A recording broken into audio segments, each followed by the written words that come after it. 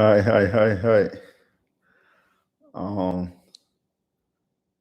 Today I would love to talk about polygamy, not like extensively, just briefly talk about polygamy and why I think it could be something that some people in America, some people in the Black community, African community in America, whether it is African Americans, uh, long staying African immigrants that have Americanized, or Caribbeans, people from Jamaica, Jamaican Americans, Haitian Americans, all people of African descent, and even other people, in America.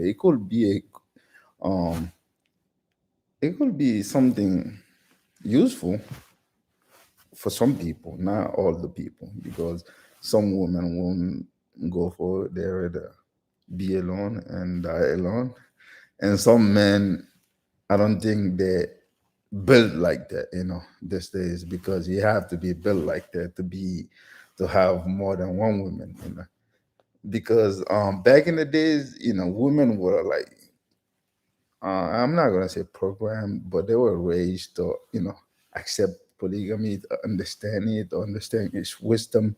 But nowadays, um, if you're gonna have if you're gonna have more than one wife, you're gonna have to be built like that, because you're gonna have to teach them how it works. You're gonna have to be the first one. They never seen their parents in that kind of situation, so it's different from, back in the days, or even back when I was growing up in Africa before I moved to the state. Um, in America, in America, in the Black community, especially, I've seen so many single mothers, so many single families. They're saying, like, I think only 25% of Black women in America are married. Only 25% of Black women in America are married, which is a crazy number.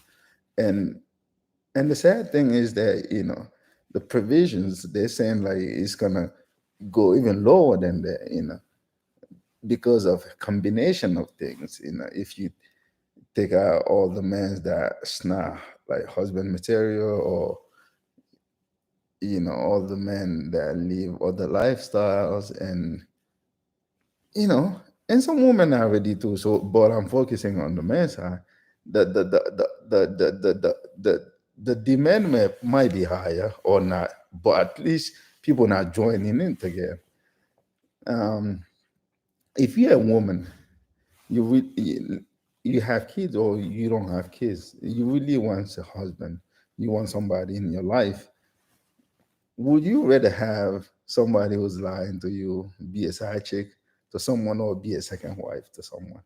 Officially, his first wife knows about you, you're the second wife, and he goes 2 days to her house, 2 days to your house. Or you rather be a side chick, but at least be proud that you're not a second wife, you're not into all the, because nowadays, even in the African community, long stay in African community in America, like West Africans, I heard, yeah, I always heard girls say, "No, oh, I don't want to be a second wife. I don't want to be in polygamy, in a polygamous marriage, but they can be side chicks." And which is, for me, I don't really understand it, because being a side chick for years and years is just being you in a polygamous relationship without having all the rights that will come from you being an official wife, second wife. There, you have your 2 days. There, your husband, gotta take care of you just like he takes care of his other wife. And if you have kids together, if you officially, he's gonna have to spend time with your kids just like he's spending time with the other wife's kids. But if you the side chick, he's gonna have to sneak out and hide you and hide you. And also, as African and people of African descent, this monogamy thing is not even in our culture. If you're an African American, you still African. If you're Jamaican American, you still African. If you're Haitian American, you still African. Monogamy is not our culture. It's not even nobody's culture. The Catholic Church invented monogamy. The church, the Christian church. But before, they were like the Reformation on the Martin Luther in Germany, you only had one church. People forget that sometimes, especially in America, is majority Protestant. They tend to think that there always been Protestant around. No, for the first 13 centuries of Christianity, you only had one church. The Roman Catholic Church was the only church. So the Roman Catholic Church invented monogamy. They're the same people that invented the idea that the priest should be celibate. So it's not something that was always like that. Abraham was a polygamist. Abraham, the father of all monotheistic religions, Christianity, Judaism, Islam, he was a polygamist. Jacob was a polygamist. King Solomon's, come on. So polygamy was the original thing, and it still is the main thing in a a large swath of the world, in Africa, in the Middle East, in Asia. And people build strong families.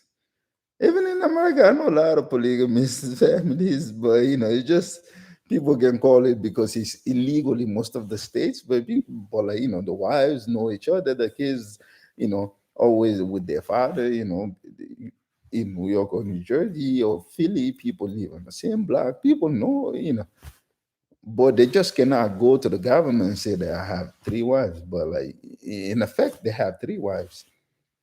But you'll see, like the majority, let's say in the black community, people will scoff, people will, make a mockery out of it, or like, look at this weak woman, they hear chanting this one man, and calling this shriveling guy or N word, whatever, their husband.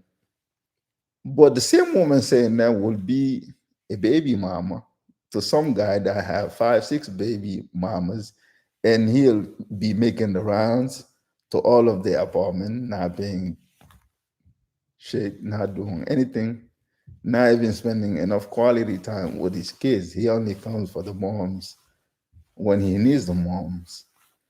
So you're gonna call the other woman a clown because they're sharing one husband officially in a healthy way, no sneaking out, no hiding. Like people like liberal, like people like to say now, living the truth in the open, and you that's here, you're not official. You gotta go work hard. Nobody's there really to help you. You just got this guy. He got like six, seven baby mamas. In effect, a lot of people are living in a polygamous relationship, but they don't want to call it that way because I understand they have no rules, no regulations in their polygamy. Polygamy is not there for the man's sexual desire. Polygamy is there to protect women and kids. And we can see all the corruption that comes from women not having a man in their lives, kids not having a father or a father figure in their life. A man is needed. He doesn't have to be there every day, but if like a man is needed in kids' life, in the woman's life too. Women need a man. It doesn't mean he has to be there this monogamist 24/7 a day. I remember like as a kid in Africa, we'll go vacation in the rural areas like to my grandparents. And my grandfather was like this strong guy. He had like a lot of farmland. But he had multiple wives. Even though my grandfather was uh, kind of a liberal. He was not somebody like, even though he was religious, he never went to French school. He only went to Arabic school. But he never wanted to marry like multiple wives just for the sake of it, just because of sex. So he had only my grandmother till he was almost, he was in his 60s when he got a second wife, then a third wife. But he didn't get young wives.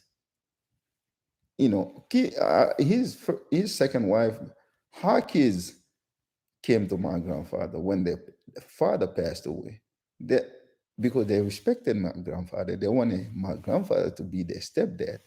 And their mom was already in her 50s. So it wasn't about like, I'm gonna get this young wife, whatever. But my when the kids came to my grandfather, he felt a sense of duty to the community, because these kids, even though they weren't like young anymore, they were, some of them were married, but they still wanted somebody to be a father figure for them, and to keep their mother company, because their house was like 2 miles or 1 mile away from my grandfather's house. So he will make the trip back and forth, like 2 days here, 2 days there. And his third wife too, she was already uh, post-menopause. She was in her 50s too. Her kids came to my grandfather too when they lost their dad, you know. So in most polygamous societies, it's not only about sex, it's about protecting, you know, giving the woman company. Because usually in most of societies, women, first of all, live longer than men. And you have more women in America, for instance, or in Africa. So you have multiple, you have a lot of things, a lot of things. I live in Atlanta, Georgia. The ratio is crazy. I can, I'll be on the street too. I heard like women complaining all the time, all this N words, this and that, and then into alternative lifestyle. We don't have enough men, black men, You have a lot of good black men, but you don't want to share. Like I know guys in Atlanta that have two wives, but they keep it undercover because the government don't have to know about it. You have a lot of good men, and don't think it's a Muslim thing. It's not.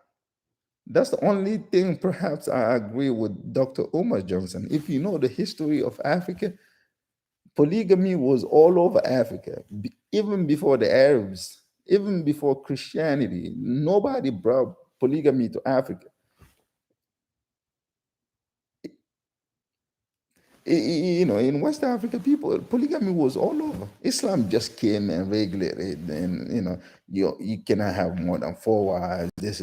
These are the rules of Islam. This and that and that. But before Islam, people were like having multiple wives, like maybe 10, 5, 6.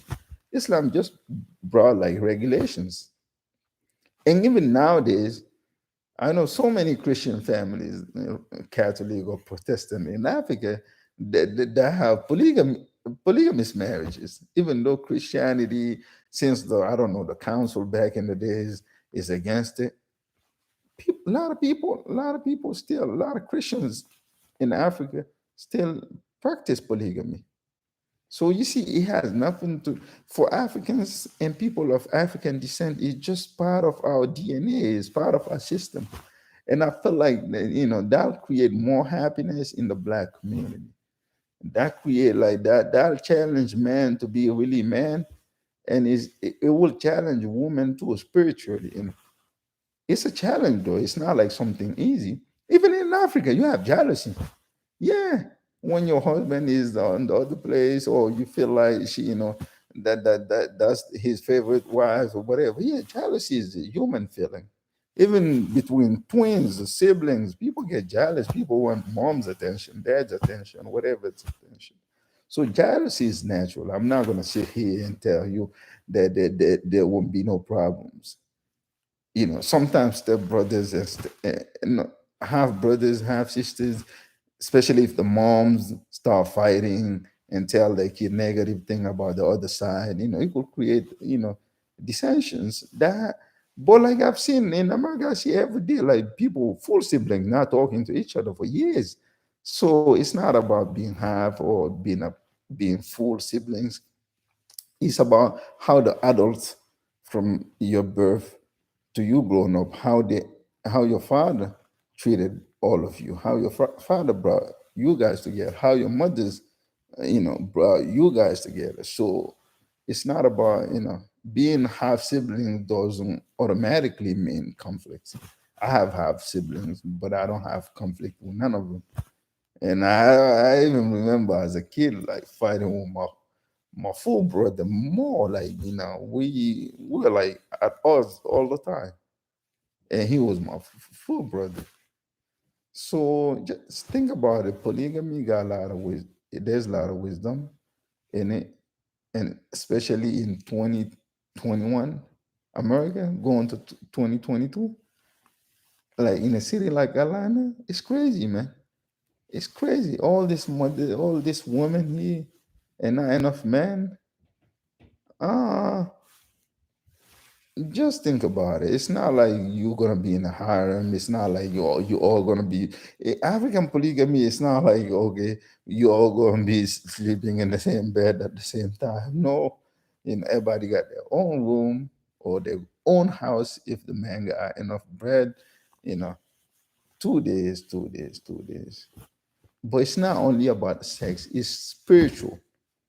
It's spiritual. It's better to share one good man than to have